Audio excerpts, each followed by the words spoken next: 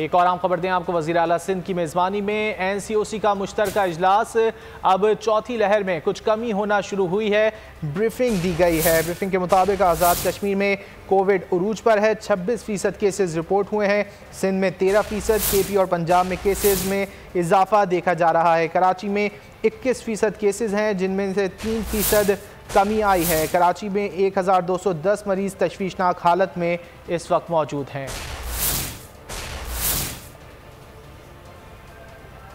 तफसीलात जान लेते हैं मौलवी नुमाइंदे सलाहुद्दीन अली से। सलाहुद्दीन, आगाह कीजिएगा। जी बिल्कुल, वज़ीर आला सिंध सैयद मुराद अली शाह की मेज़बानी में जो है NCOC का इजलास जारी है। इसमें जो है वफाकी वज़ीर असद उमर और सूबाई वज़रा भी शरीक हैं। तो इसमें वज़ीर आला सिंध ने जो इजलास में जो ब्रीफिंग दी गई है, उसमें बताया गया है कि हम जो है चौथी लहर में इस वक्त जा रहे हैं और कोरोना का जो चौथी लहर का ये छठा हफ्ता है उसमें दाखिल हो चुके हैं।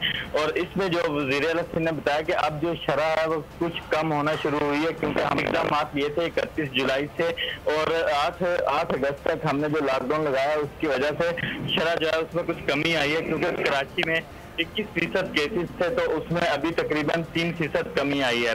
लेकिन जो इजलास में ब्रीफिंग में बताया गया कि जो आज़ाद जम्मू कश्मीर है उसकी सूरत काफ़ी ख़राब है, क्योंकि वहाँ पर 26% तक केसेस पहुँच चुके हैं।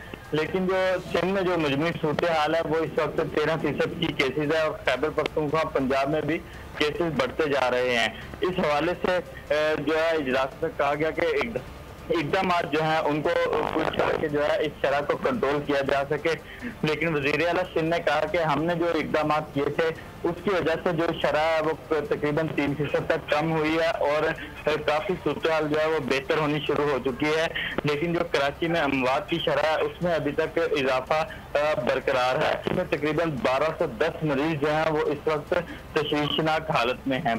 तो इस वक्त भी इजलास जो है वो अभी तक जारी है। जी ठीक है, NCOC का इजलास जारी है। बहुत शुक्रिया सलाहुद्दीन, आपने इस हवाले से आगाह किया।